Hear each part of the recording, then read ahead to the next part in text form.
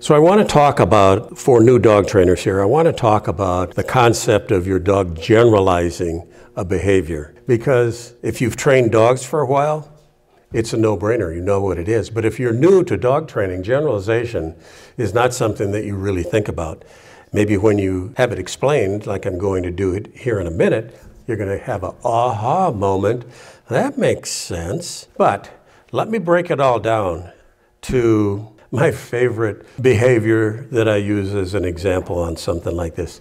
I want to teach my dog to sit. So I'm going to teach my dog to sit in the kitchen. And then I'm going to take him in the living room to teach him.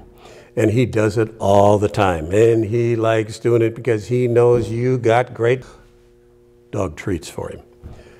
But then you take him out in the garage and he won't sit in the garage. You take him in your front yard and you ask him to sit and he thinks you're talking Swahili.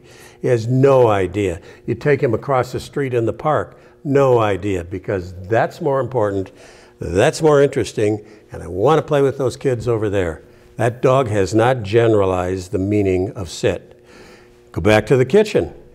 Ask your dog to sit. Sits, man. His butt hits the ground like nothing. Turn your back around. Ask him to sit. If you're a new dog trainer, I bet you your dog's not going to sit. Put your dog in a downstay. Have you taught your dog the difference between sit and down? Okay, put your dog in a down, step out of the room, ask him to sit. See if he sits. Dog has not generalized the concept of the behavior that you're training. And every single behavior, almost, that you have, there are no rules in dog training. Most of the behaviors you have, the dog is going to have to learn how to generalize the behavior that you're training. You're the only one that can tell you how many different levels, places you have to take the dog to train it. But make a game out of it.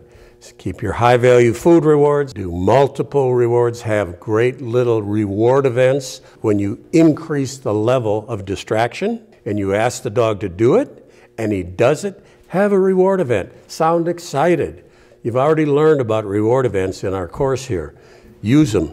Use them to your advantage. Generalization really trickles down to people looking at it and say, that's really a well-trained dog.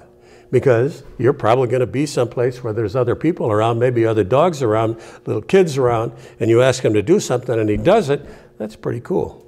That's a dog that's generalized the behavior you're asking him to do. It's an important thing to wrap your mind around too. It'll make you a better dog trainer.